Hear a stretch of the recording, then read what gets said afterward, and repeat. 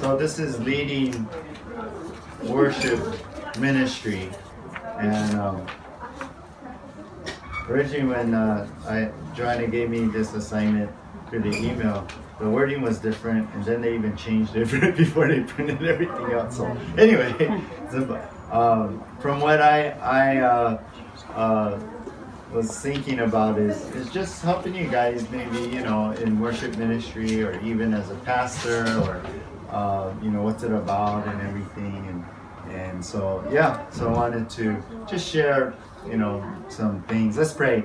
Lord God, thank you for just this opportunity to get together and talk and just converse. And Lord, I thank you that we can do something like this and even talk about it. And I just pray your Spirit would be here and just bless us. In Jesus' name, amen. So I have a couple jokes, okay? Oh, yes. How many worship leaders does it take to change a light bulb?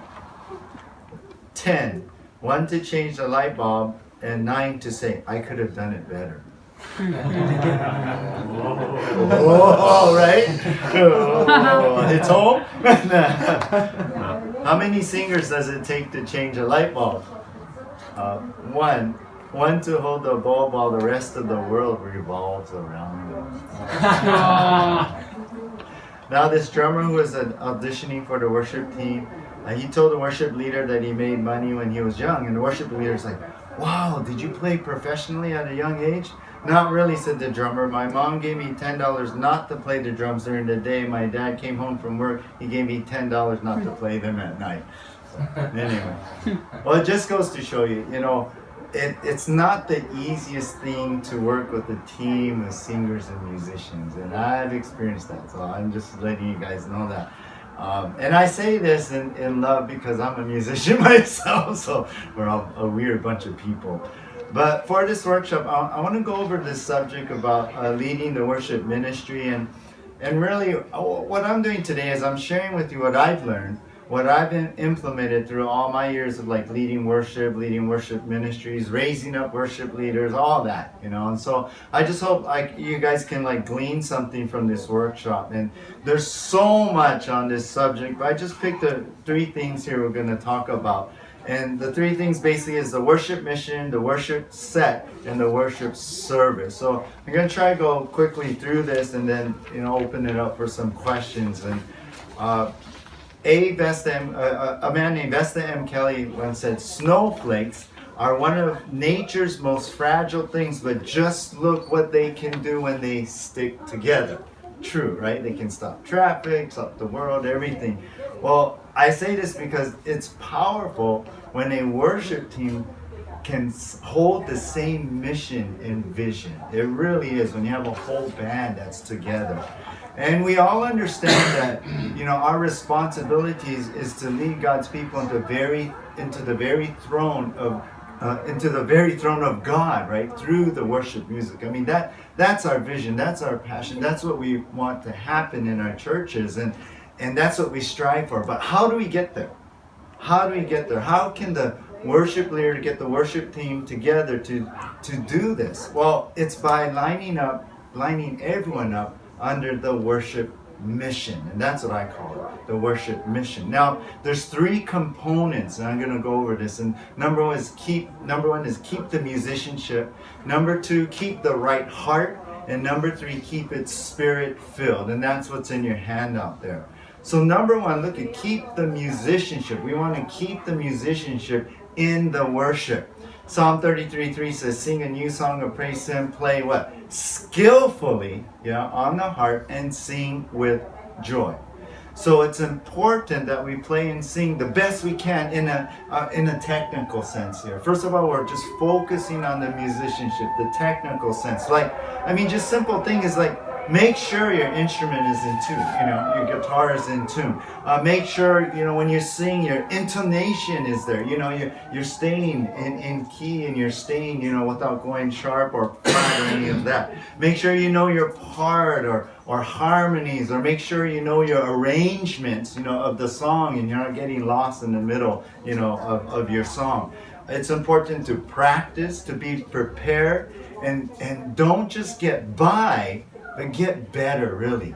raise the level of your musicianship. So if there's anything you can do today, no matter where you're at, in your level of playing, you can always raise it. And me as a guitarist, I accepted the fact that I will never arrive. It's a lifelong pursuit, in playing the guitar. And when I really got into it, I learned that what, you're never gonna arrive, but you're always trying to get yourself better. And even to this day, there's a term like we use, or people use, musicians just like, we're always chasing the tone. Like I'm always trying to get that right tone and the right sound, out of my guitar or my equipment. And you're always chasing the tone type of thing. So we're always trying to get better and better in our musicianship. So musicianship is very important. I mean, think about this. It's hard to worship when the guitar is out of tune, right? Or a singer is off key, or if the band isn't playing together. Now, understand, I mean, it's not impossible, to worship. I mean, I've learned to sing to God, be worship, and not be distracted whether the band is good or not, or guitar's in tune, or a singer is off, or whatever. But for us worship leaders and musicians, why settle for less, right? Why should our musicianship be a distraction to anyone? So we want to strive not to be that distraction.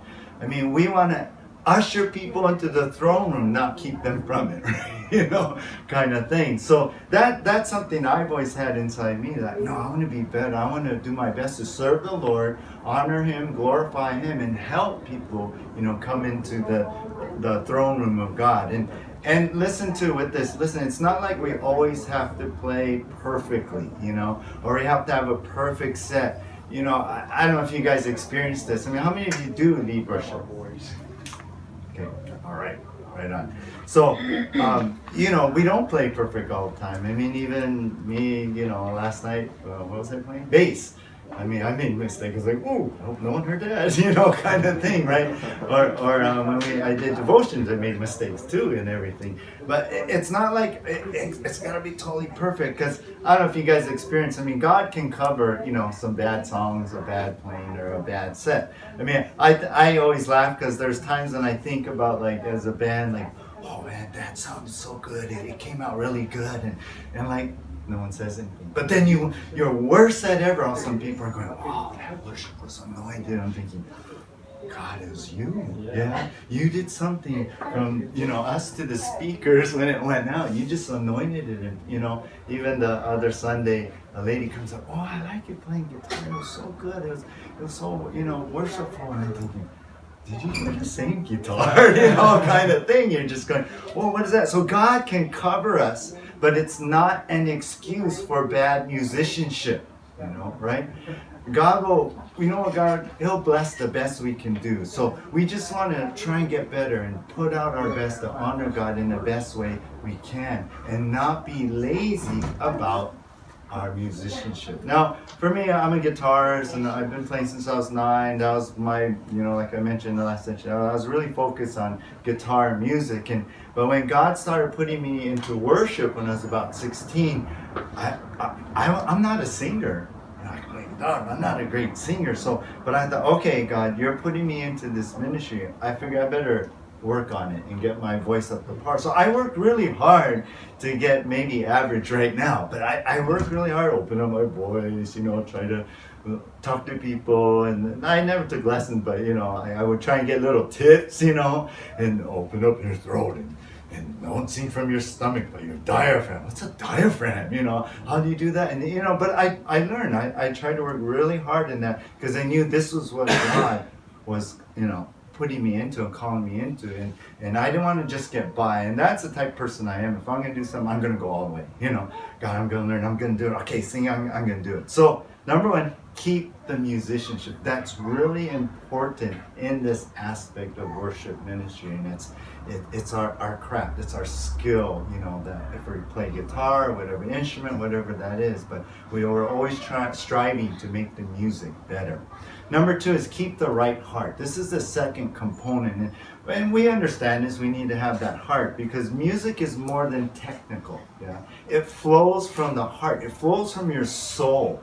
Music is really connected to the heart and emotions of the soul. I mean, that's why we love it. I mean, I'm sure we all grew up listening to music. You know, I'm sure that's why we listen to music. We love it. That's why we're moved by music. That's why it inspires us. It can make us happy. It can make us cry. It makes our feet move, our hands move. You know, it just moves us in our whole being. And that connection isn't just the music, but it hits our soul. It goes deep into us. And I believe God made music because we can worship him from our soul, yeah, from our heart. So music comes from that soul to move the soul. So in other words, your music must come from the heart also. It's got to come from your soul. Proverbs 4:23 says, keep your heart with all diligence, for out of it springs the issues of life. So a worship-filled heart makes all the difference. No matter, you know, how good or technical the music is, if the heart isn't in there, it's nothing. It's nothing at all. Now let me tell you, I learned this way back in college. I majored in music, and the program was all classical. And I never played classical. I just jumped into it and started playing it. And so I just jumped in, and every semester you had to learn songs, and your final was you would play your songs in front of this jury, they called it, but it was the guitar teachers, like 3 or 4 of them, right? And it was so, so hard because this is for your final, pass or fail kind of thing. Well, anyway, my first semester, it was all like technique and everything, because I was just new at it, but I was learning this piece. And they gave me this piece to learn, my teacher did, and I remember getting in, I worked really hard on it. I practice, and I mean, I was like putting 4 hours a day or more, into it. I just want to play it, just get the music and be ready, for my final. And I practiced really hard. And so when I had the lesson with my teacher, I played the piece, and I played every note, everything that was notated on the music, every staccato, every legato, every vibrato, pianissimo, mezzo fortes, and double fortes, and everything that was noted on the music, on the sheet of music. I thought, I have it perfect. I played it perfect, all the dynamics and everything and all that. When I got done, I was really proud of what I did, and I expected my teacher to say, hey, good job, that was perfect. You're going to pass for sure when you do your jury and all that. But he looked at me and he said, give me your guitar. So I grabbed my guitar. Now, I had picked up this like $300 Yamaha, and these guys, they play like $2,000-$3,000 Ramirez guitars, beautiful sounding guitars. He takes my like $300 cheapo guitar, right? And he played the same piece, but it was so different. It was beautiful. It was incredible. It was moving. It was emotional. I could hear the difference. Now, he played it technically perfect, but the difference was he played it from his heart. And that was when I learned that, music is from here, you guys. I mean, music has a soul. Music has a heart. So I started thinking, well, okay, God, how does that work, How does what you feel, your emotions, how does that transfer, into what we're playing and the music? So this is me. This is what I came up with. It's like, when you play a note, or even when you sing, I think our heart and emotions will bend that note a bit, whether it's a little sharp or a little flat. And I don't know how, like if you have your note, yeah, and within the note, yeah, there's little margin, for intonation tuning, and that's why when you harmonize, you gotta intonate, because sometimes maybe you're a little bit lower within that note. It's still acceptable as in tune, but you're a little bit low within this margin. So when you do harmonies, we all gotta like intonate and match each other to make it perfect, right? So I'm thinking, this is my mind. I think when our emotions, our heart will bend the note a little, or maybe flatten it, and then even timing wise, maybe we'll, like within the rhythm beat, maybe we'll pull it back ahead, but it's still on beat, but you're just a little this way or a little ahead, and all those things combine to transfer this and communicate this emotion,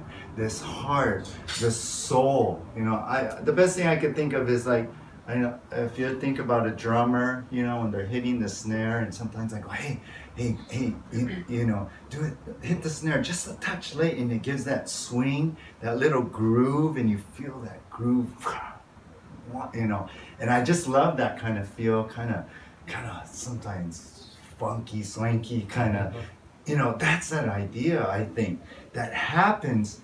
And that's how we communicate our heart and emotions. Think about it this way. Do you ever notice that live concerts are much more better than just listening to an MP3, right?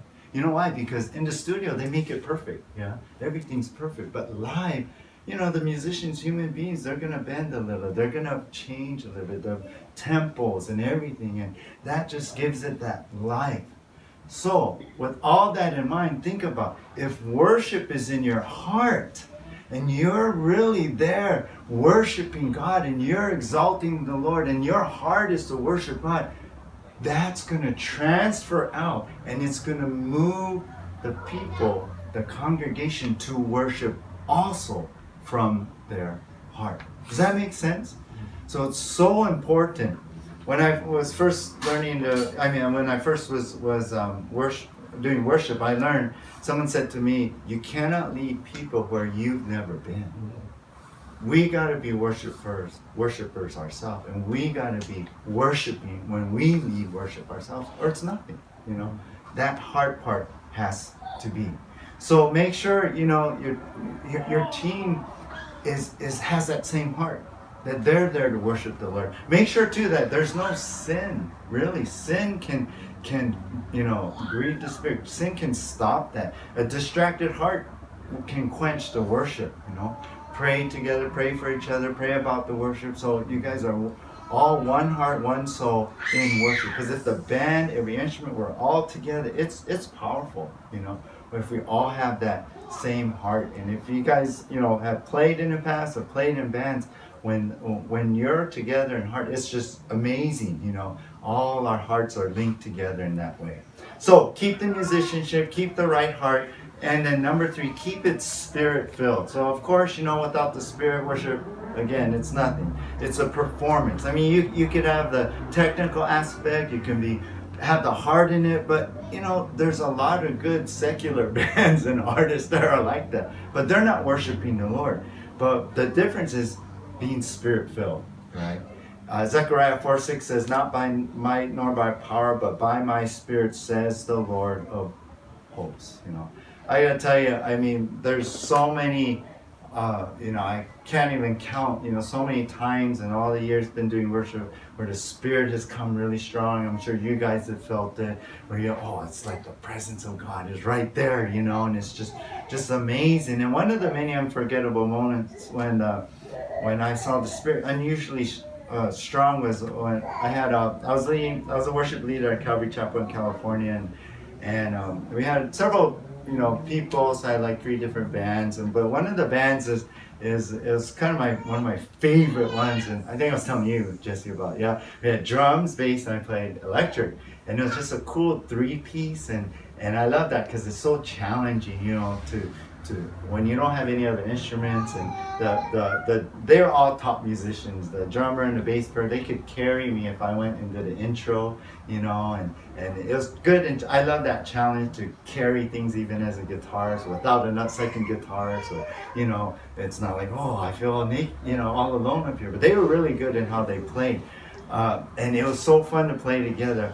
But not just that, the drummer sang. The bass player sang. We had his wife singing. I had another girl singing. They were all top, professional grade, kind of voices and stuff. So that was awesome. And they could do lead vocals easy, but when they harmonized, it was super incredible. So the musicianship all around was just cool, and their heart was great. It was pure. They're all into worship. They're strong in the Lord.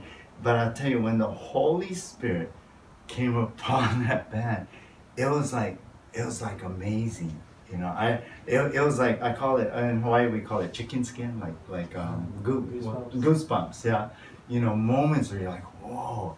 And anyway, I remember one Sunday night during the worship set, the Spirit especially came strong upon us, and you could sense the presence of God, and it was almost surreal, what was going on, and I felt like instrumentally we were just all clicking so well, and then all of a sudden, I'm always listening to a bass player, drummer, or keyboard, because we're always trying to play off each other and lead together.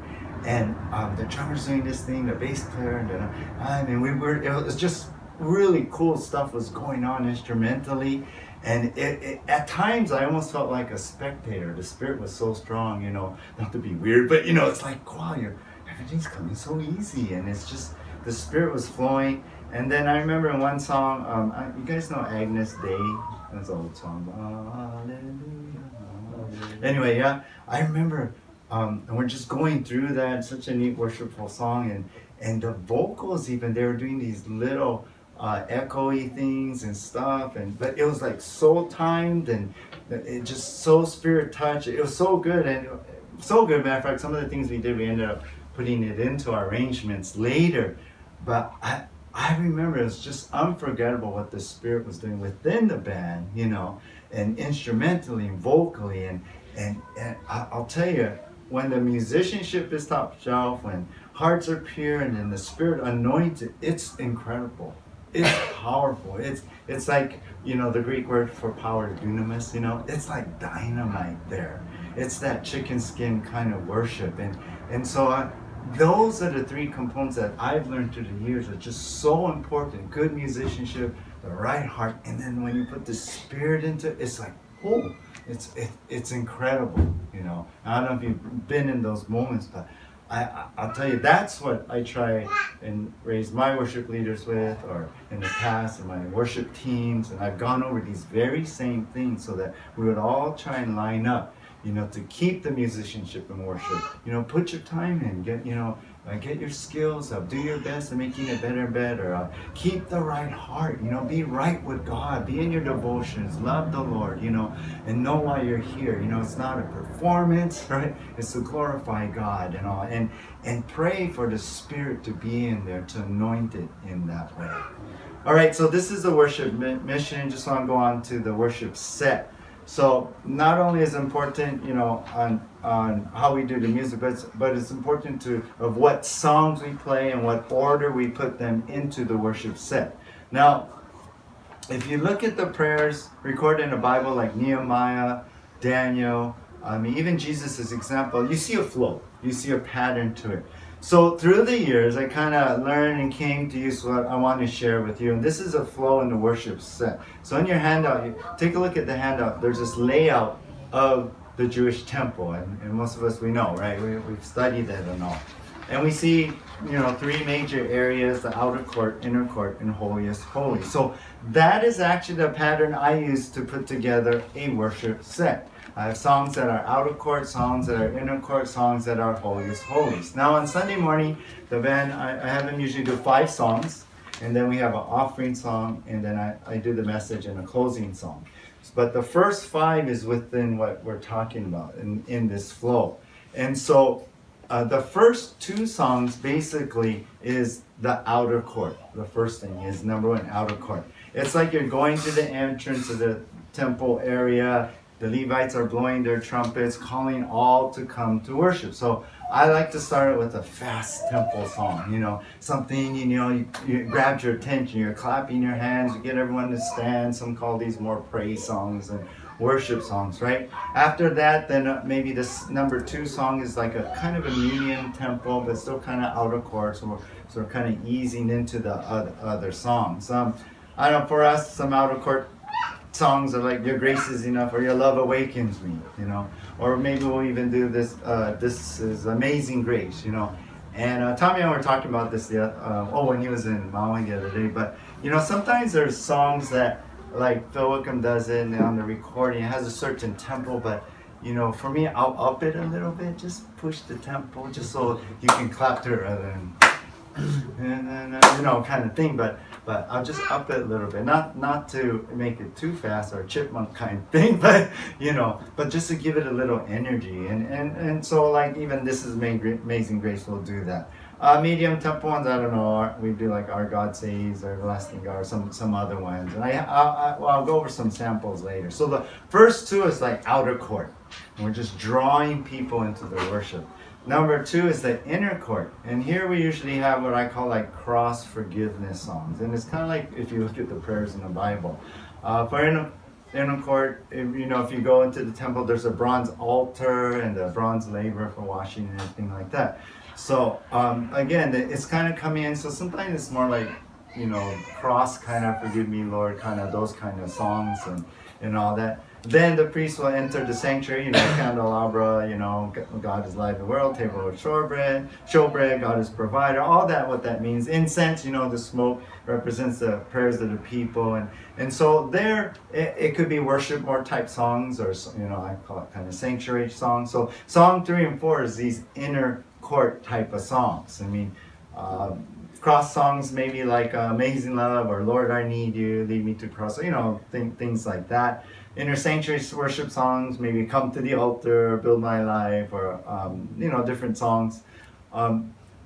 Generally, these may use or focus on the word I or we as opposed to you or he, right? And that's more into the next category. Now, not all of them, and we mix them up too, and all that, but just to put into your mind as we're moving into this. Then we have outer court, inner court, then last is the holiest holy. So this is going through the curtain, where the Ark of the Covenant is, and that represents the very presence of God. And so here I like to put in the deep worship songs, the exalting ones, or even what I call like declaration, like anthem songs, like the ones you close with and you stand up and, you're just really, revelation song like we did last night and all of those things. And that's usually song 5 in our set. Now, number 4 could either be inner court or it could be holiest holy songs too. And so again, revelation song, what a beautiful name, things like that. And so, the Spirit will lead exactly, which song to, where to put that. But that is just, for me, that's kind of like the flow, to bring people from outer court into the holiest holies, into the very throne room of God. And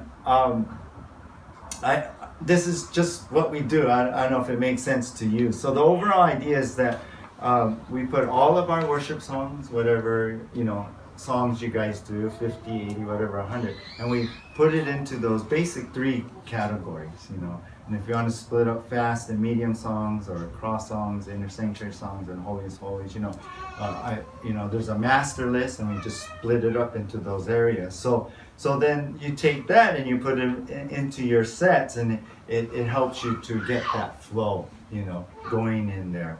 I remember I was in church one time, a church, a service, and someone do like a slow song. They start out, then a fast song, then a slow one, then a fast one. I felt like, oh, we're going all over the place. I thought, wow, if I were to drive down the road like that, my wife would get really mad, So, why are we going to play like that? So, anyway, you can look at the examples there.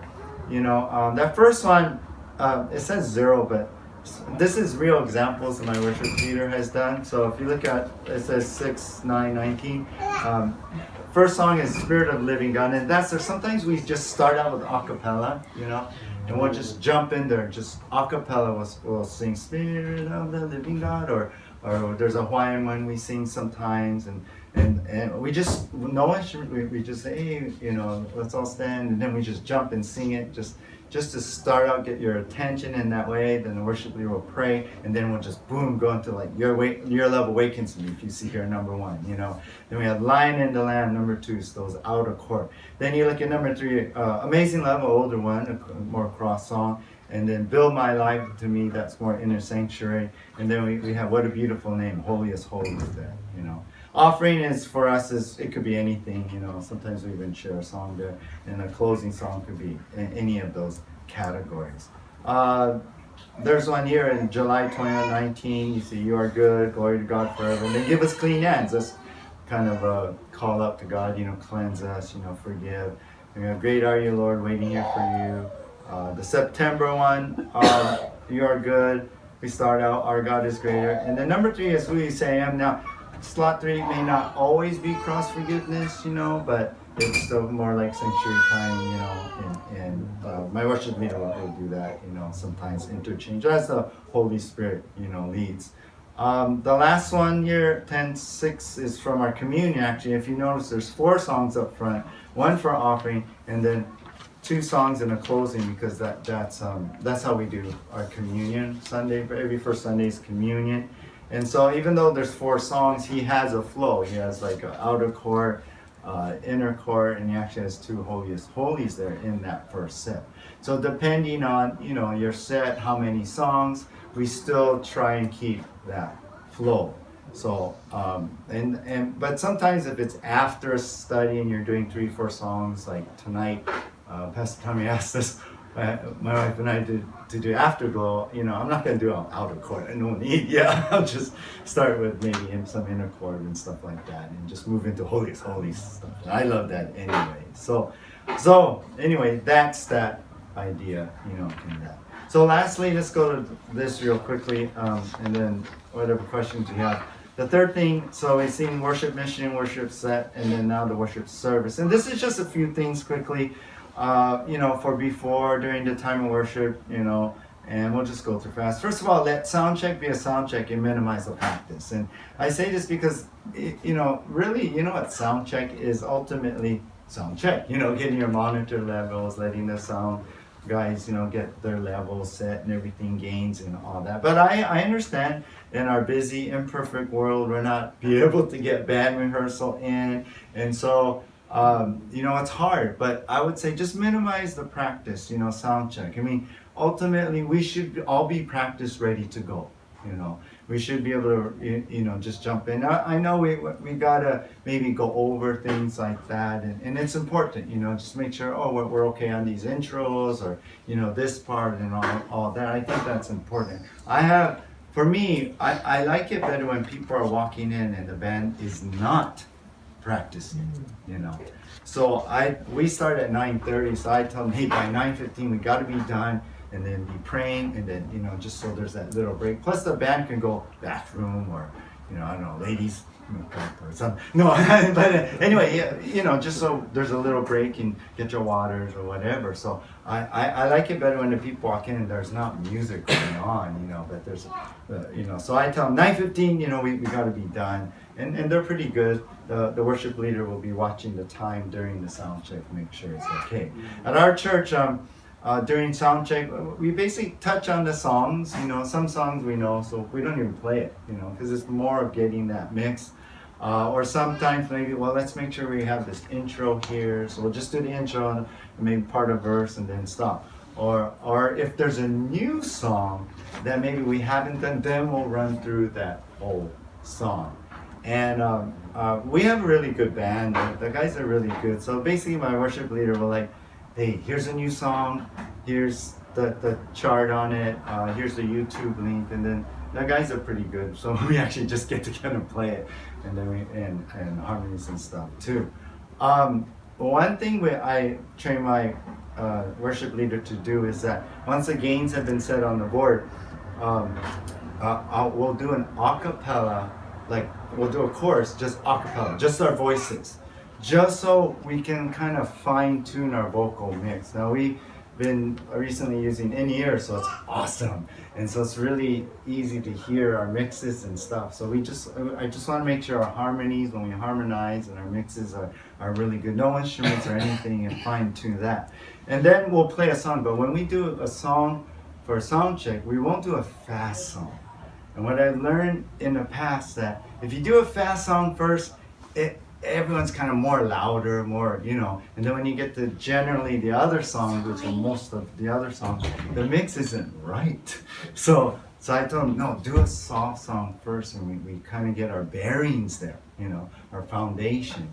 And then we'll do a fast song, and maybe touch bases. But we'll usually do that toward the end of sound check, after some of the other ones, and then fine tune it from there. But usually if you can get a mix with this slower, softer songs, the fast songs will work out, that kind of thing. But when I did it the other way, it just messed it up, because everyone's singing louder and playing harder and everything, and it was just hard to get that basis. So try that, in your sounds. check soon. And one other thing with sound check is that I have trained in all these years my guys or singers and stuff to learn to hear. I don't know what the situation here, Anna, is with your monitor mixes, but sometimes there's monitor wars, right? You know, I can hear myself, turn me up, and then I can hear myself, and then the guitar's just turning up, the band's turning up, all that stuff, and then all of a sudden the stage is too loud, and then we got to reset and all that, and it just takes more time. But you know what? I have seen that musicians, singers, you can learn to hear and hear the mix, hear yourself.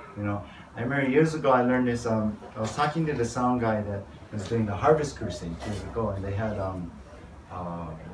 what were they called? Like the Maranatha Praise Band or something like that. They had all these singers and they had these artists too. And I said, well, how many monitor mixes you guys use up front? He goes, just one. I go, well, all those people? Oh yeah. I thought, that's possible? And I go, So I started thinking. So I was forcing my singers to do that. And it worked. That band I had us talking about Sunday night, we had in-ears. And this is the whole band now. Drums, bass, guitar, 5 singers. We only were on one mix. Just one mix. I thought, it worked. We learned to work with it, work with each other and all that. So it's possible, but it might take some time. All right, number 2, don't introduce too many new songs. Now, I say this, I don't know what you guys do, but this is how we do it. My goal is that people worship. That's the number one goal, that they can worship. If they don't know the song, they're going to be looking at the screen, right? But when they learn the song, then they start to, you can close your eyes and just worship, right? So what we do is that, what we do is we'll introduce the song, and usually maybe in the 6th slot or during offering, not in the flow, yeah? We'll do it in an offering. So the new song is theirs because people are, giving offering, their eyes are open, and new song, that kind of thing. The second week, after we introduce the new song, we'll put it into the flow. And then the third week, it's not in the set at all. But the 4th week, we bring it back into the flow. And my hope is by then, they'll kind of know the song and they can worship. And then it just gets into the master list and it gets into the flow. Because I want people to learn the song and be able to worship. So that's my goal. I don't want to do a song, 2 songs. Sometimes some of the kids come back from school and they're doing the end of the week and they're having to worship. They're like putting 2, 3 songs. I'm like, no, I can't worship because I don't know the song. It's more of a performance then. I don't want that. I want to go before the throne of God. So if we're going to do a new song, it's like once a month. Really, But if you do that, you'll build up your sets and everything like that, So that's just the way, we do it. Number 3, transitions. Use different transitions between songs. And I'm going to list some things here. First of all, there's prayer. Between, songs and stuff. And I see you guys do this here too, is, when you're transitioning and between the songs, you'll pray, and then you're going to the next song. We'll usually, when we're transitioning out of the outer chord, going into the inner chord, because it's a softer song, it's kind of a step change, and all. We'll pray at that part. But I say don't make it a ritual. We want it to be a Holy Spirit-led prayer. Not just, we're going from song 2 to 3, and so we got to pray there, And many times it doesn't come out, really Holy Spirit driven. It's just, might as well read something, whatever. But anyway, I don't make it a ritual, but it's a good way to transition maybe from outer to inner or inner, to holies. Don't pray too much either. Don't like pray constantly, in between songs. And, just the other day, one of my guys, I taught him guitar and everything. He does singles worship, and then on our midweek, we need someone to do worship, so he stepped in and did it. It was like he prayed at the beginning to open, and then he prayed after the 3rd song, and then he prayed after the 4th song, and we did 4 at that time. Then after study, had 2 songs, so after the 1st song he prayed, and then after the 2nd song he prayed at the end to close. I was like, this was like every every time almost after a song, he prayed. And we had to talk to him like, hey, that was great. And actually, it was kind of hard because after the message, he was actually kind of real weepy. The Lord had touched his heart, so he wanted to pray. But at the same time, it's like, oh, we want to worship. We don't want to pray. We want, and I kind of felt bad, but it chops it up too much, kind of thing. So, I don't want to be sitting here agreeing with someone in prayer and all that. I mean, if the Holy Spirit leads, you know it and it flows with the whole thing. But don't abuse using prayer as a transition. Now, another thing for a transition is silence. Silence. It's okay to let the song settle. It's okay if there's few seconds, I mean, you think about it, it's only a few seconds, right? 3-4 seconds or so of silence. And I know you singers, I know you musicians, you feel naked and insecure standing on stage when there's silence. I know, because I feel that too. I understand. You feel like, silence, something should be going on. But it's okay, embrace your fears. Silence is your friend, But really, let the song just settle in. And I'll tell you, someone once told me, he goes, I like the silence. It makes me all of a sudden focus in on God. And I thought, yeah, that's right. Psalm 46:10, be still and know that I am God. And think about our CDs or, there's a little gap sometimes. It's good. It settles this song out and you're ready to go into the next song. So don't be afraid of silence. Using that in your transitions.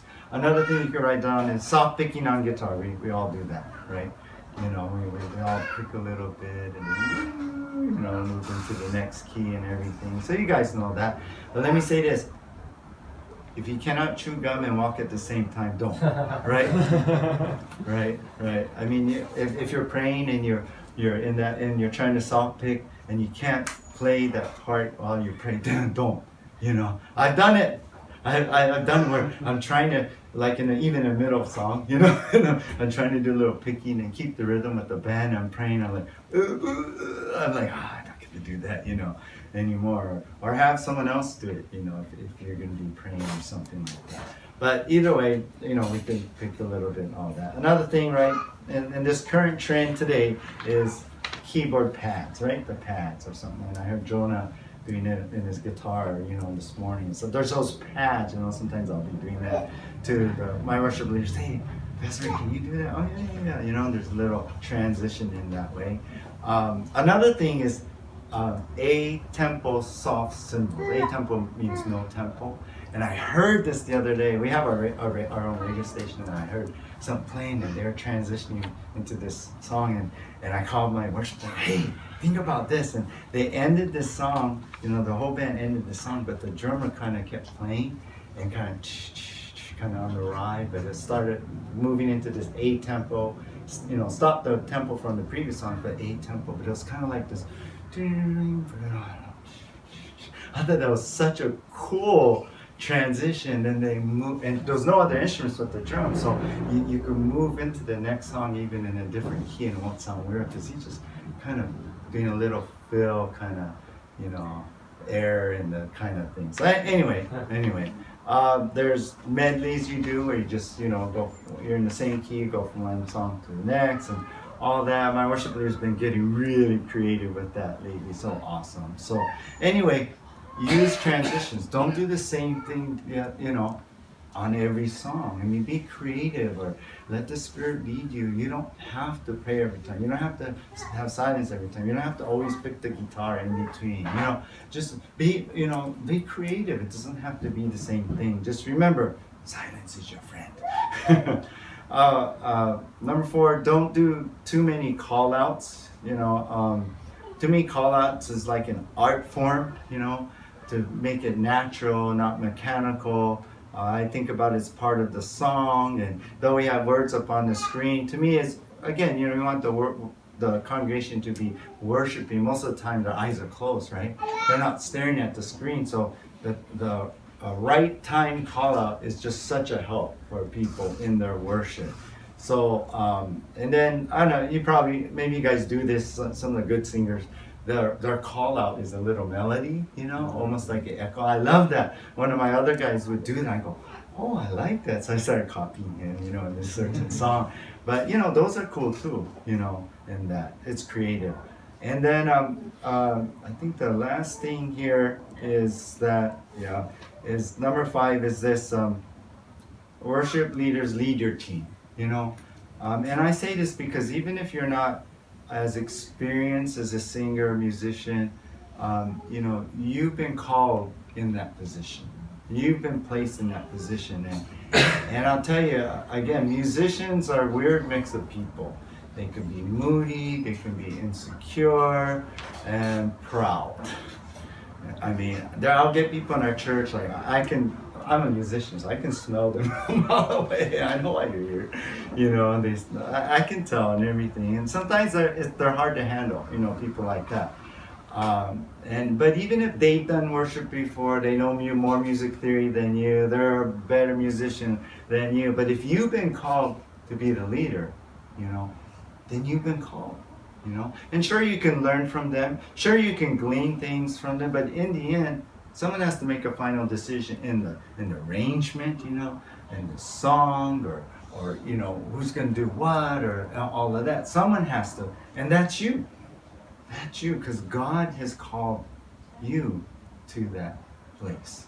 And He will empower you to do the work. And of course, you can learn and grow and be better and all that, but remember that God has called you to be in that position. And one more thing, let me caution you this. Worship leaders, it's also easy to get proud yourself. To think that, wow, and this is the way what I mean, that you know more than your pastor. Because maybe the pastor doesn't know music like you know. Yeah? Maybe the pastor isn't a musician. And it's easy for the worship leader to start thinking that too.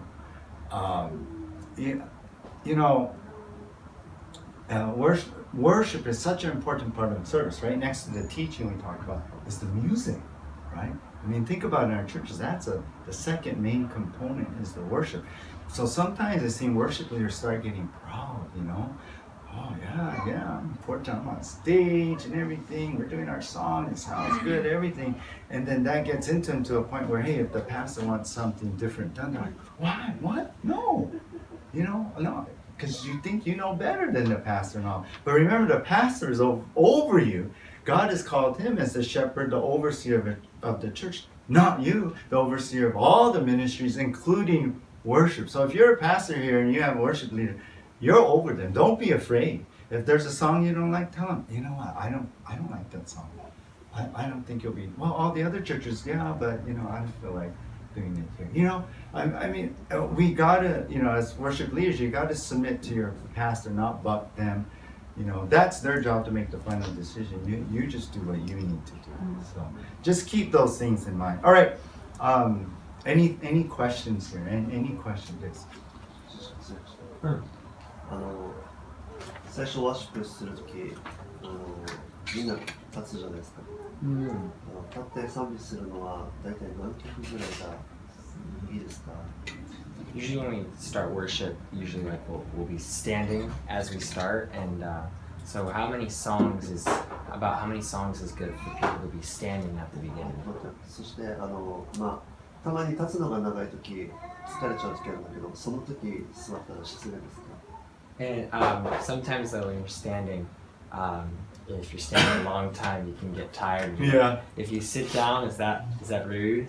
Yeah. You have your usher say, stand up. What are you doing sitting down? Get a little stick. No. Here's what we do. We do like you guys. We basically, let's all stand. Everyone stand at the start of the song. And then, see, what I used to do is stand first song and then stand number 5 song. But I wanted to give people more freedom. So now my worship leaders say, hey, let's all stand. We worship the Lord. And then we'll say, hey, if you want to stay standing, or at the beginning, if you want to stay, let's all stand. If you want to stay standing, you can stand. If you want to sit down, you're welcome to sit down. So you just give them a choice. you know. Some churches are, we used to do stand first song, and then you all may be seated, and then stand the last. But I started feeling like, we should give people the freedom in the spirit to do, what they want, and not restrict things and make things into a ritual. So I would just say, hey, let's all stand and we're going to worship the Lord. If you want to sit down at any point, you're welcome to sit down. I'll tell you, once we start doing this, I have a guy in front. He stood through the whole worship, and later going, I love to stand and worship. And then like a couple weeks later, his wife is standing to show worship. So however, because some people, and I are tired. Yeah, they get tired or older, yeah. Thank you. Yeah. Alright. What about creativity in the worship? Like sometimes we can switch it up, right? We can have people greet each other after the first song or the second song, but sometimes when we're leading worship every Sunday, it starts to feel like the same thing, even though we're doing different things. Yeah. Okay. Right. That's a good question. For me, even personally, I get bored. I want more. I'm like, this is boring, or and there's two dynamics: playing in a band or playing alone. And even playing alone, I hear things. I hear the parts. I try and be creative in that way. So get creative. I think that the variety in your song list is good. That helps, so you don't play the same song, and then maybe they're the same style. So get creative on changing the intros. The other day, you guys did I Will Stand, right? Didn't they do that? The other day, I think, here. And I thought it was here, but the original recording, I know the guy who wrote this, but I didn't like it. It was a little too country and stuff, so I wanted to rock it out. And then I made up an intro to it, and so we do this whole intro to it, and we made it more, different and fun, and not the same thing. So a lot of the newer stuff has some good intros and stuff already. So we're always changing up depending on the song and stuff. Also, maybe rather than the guitar starting it, we'll have the keyboard player start. Or I've been talking to my worship leader, like, we don't always have to have all the instruments playing. Maybe song number 3, just have a keyboard, or just have only guitar. And he's been mixing it up, and that just keeps it so fresh. Rather than same instruments, same all that, the same thing. And with that, what if you're a small church and you only have guitar? Okay. Like maybe only guitar and like a one person to sing with you. Yeah. Well, there's only so much you can do. So you can learn the accordion if you want. Okay. No. No. You know what? Make different intros. Get creative. Like what I try and do, like when we did devotions, right, on was it Tuesday? Mm-hmm. So we did Lion in the Lamb. I thought, and actually this was my worship leader. I taught him to do different things. Try and do the intros that we do as a band, but do it just on you and guitar. And he was sitting there, go, oh, awesome! I'm gonna steal that from you. So when we did Lion in the Lamb, I was doing the intro, da da da da da da da. So that's what I try and do. I try and take what maybe the keyboard part was, or the electric part.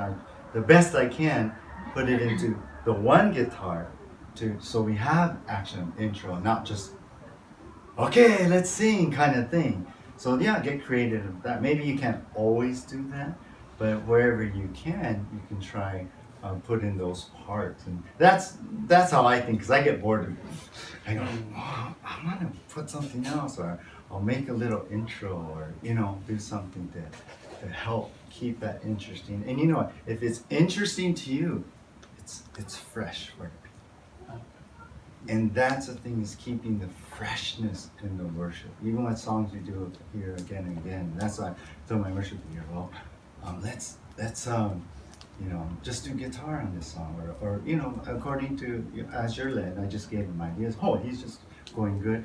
And I also told him this. For us, you know, we have full band. I said, hey, don't always have the band every week. Do acoustic set in the morning. Do unplugged. You know, we call them unplugged, but just do acoustic. And then he'll mix it up. Like I think the other Sunday it was just him playing guitar and one of our she just graduated high school. Incredible voice.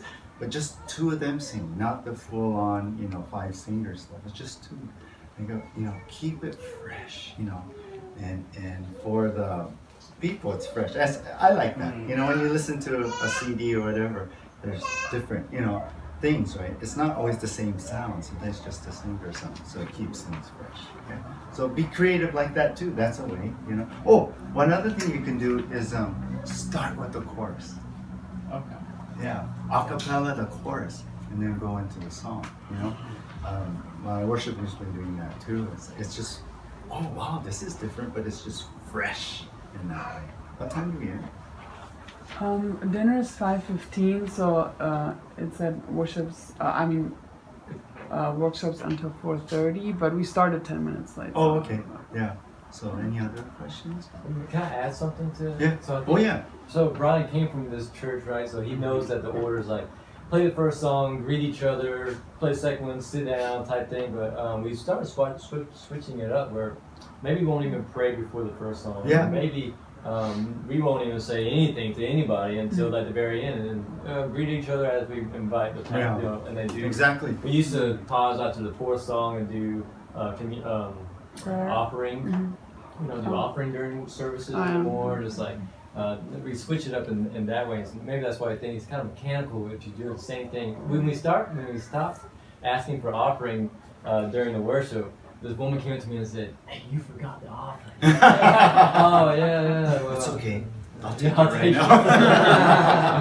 Right here. That's a way to keep it Yeah.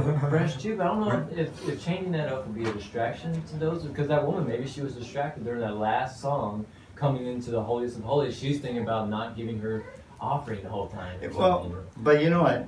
You're changing everything. So once, you know what? We changed where the offering is. So, okay. You know, I mean, I wouldn't do it all the time, but if that's your change. So like we do 5 songs and that's our whole flow, right? Then I have one of the guys, I always had different leaders come up and pray for the offering. Then we do, song 6 is an offering song. And at the end of that, then we do the meet and greet. And then we do announcements and get into the study. So I put it way over there, you know, so it doesn't disrupt that first 5. Because for me, I love worship. I love being with the Lord. I want that. Don't bother me, you know, with that stuff. I'm in the throne. I'm in Jesus' presence. I want that, you know, kind of thing. So, that's good though. You might want to think about how everything flows, you know, and talk to the pastor about that. You know, so. And any other questions, or thoughts, or comments, or anything? No?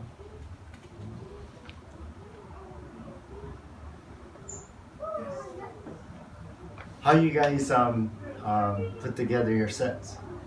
Just kind of, I like this song, kind of, or Well, like Tommy told me, you know, just try to start with something faster tempo. Yeah. And then usually I try to try to have it kind of slow down a little gradual, bit yeah. to get to the message. Yeah. And then at the end, then after the message, have something.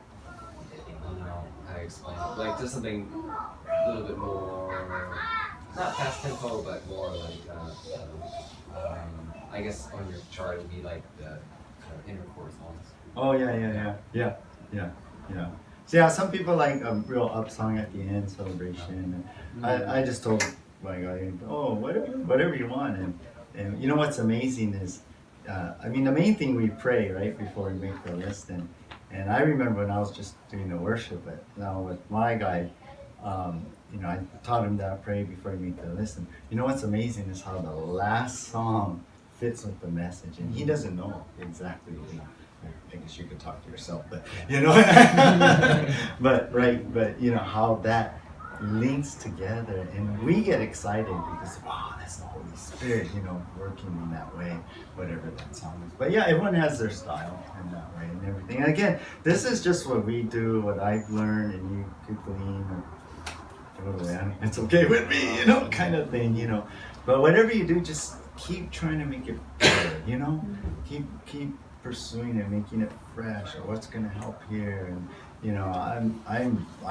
for me, I constantly have ideas anyway, so I'm always talking to others. Any other questions? Or? Yeah. So, after teaching, 賛美入れた方がいいですか、それとも入れない方がいいですか、なんだろう、どういうふうに。Depending, I can understand. Oh. Yeah. My first language is Japanese.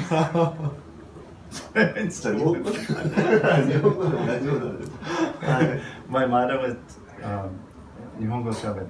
She talked, but me, I talk English, right? But so at the end, right? Is that what you're saying, right? I understand, right? At the end, should we do a song or not? Song, yeah. It's up to you. I mean, I know some churches don't. For me, I like that. I like closing it with that last song. And on our midweek, I tried. We do 2 songs now, and I like to extend it because. I don't know, midweek you have a little more time and you can really, after the message, just go before the Lord and worship, and let it soak in more rather than, see you later, kind of thing. So it's up to you what you like. I like to close on Sunday with 1 song. It just kind of caps in, we're worshiping the Lord, and then after that, I usually give a little blessing and then Yeah, so hey, you can do whatever you want. You're the pastor, yeah? It's my home church is Koinonia Ginowan. Koinonia Ginowan is after teaching. Oh yeah, right. Yeah. Invites the prayer request. Yeah. Don't know which one is. Yeah. However you feel led. I personally like the last closing song. Oh yeah. That's what I like. I think it's nice to end with worshiping God, and we're still like responding to God after He's been speaking to us. That's all I like. Thank you. Yeah. Do whatever you want. No. Yeah. Any other thoughts or questions? Oh, you can always ask me. Let's pray. Lord God, thank you so much for just this time together. I pray that some of these things will help each other, Lord, and if anything, God, may it spark maybe other ideas, Lord, to make the worship better, God, for our people, Lord, and to honor you. In Jesus' name, amen.